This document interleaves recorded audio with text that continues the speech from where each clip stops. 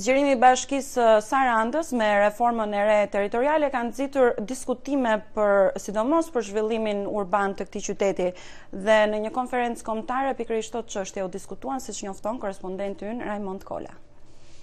Bashkia e Sarandës pas zgjedhjeve vendore të qershorit do të zgjerohet gjeografikisht me komunën e Ksamili dhe zonën e Çukës. Sipërfaqja sipas vlerësimeve zyrtare shkon në rreth 60 km2, me asete të shumta nga gjiri i Kakomes në parkun e Butrintit. Këto zhvillime të reja janë trajtuar në një konferencë kombëtare me praninë e ekspertëve të fushave të ndryshme të mbajtur në këtë qytet.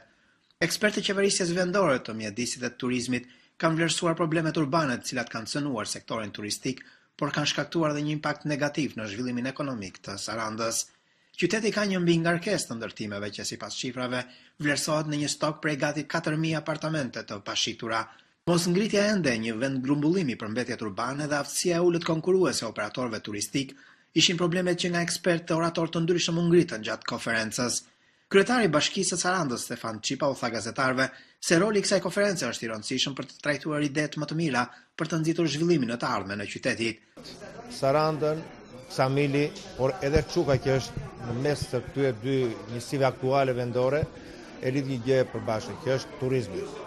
Dhe me ndarjen e administrative, me shtrijen e Bashkisë së Re të Sarandës në këto kufinj të rinj territorial, u mendoj që sfida kryesore që pret këtë njësi vendore është harmonizimi i të gjitha aseteve arkeologjike, turistike dhe natyrore që ka kjo trev, kjo zonë, për ta bërë sa më atraktiv për të gjithë pushuesit vendas dhe të huaj që vizitojnë Sarandën. Zoti Çipa tha se ndarja e re territoriale e Bashkinë e Sarandës në sfida të reja që lidhen si me kurimin e problemeve të shkuara edhe me gjetjen e zgjidhjeve për problemet e krijuara rishtazi. Zoti Çipa tha se duhet harmonizuar i gjithë aseti për ta bërë qytetin më tërheqës. Është diskutuar me përgjegjësi dhe me përkushtim për problematikat që ka Saranda dhe si mund të zgjidhen këto problematika. Problematikat pavarësisht trashëgimin që ka kjo zonë nga e kaluara parasi kulturore dhe arkeologjike, historike, por edhe natyrore, kuptohet sepse kemi thënë që është një qytet me 300 ditë me diell në vit, ka shumë nevojë për mbështetje dhe për të harmonizuar këtë mbështetje në gjithë të territorin e ri.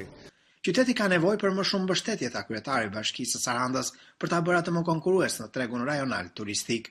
Bashkia është angazhuar për përmirësimin e një kohë të shkurtër të shërbimeve, sidomos furnizimit me ujë, të menaxhimit të mbetjeve urbane dhe cilësisë së plazheve.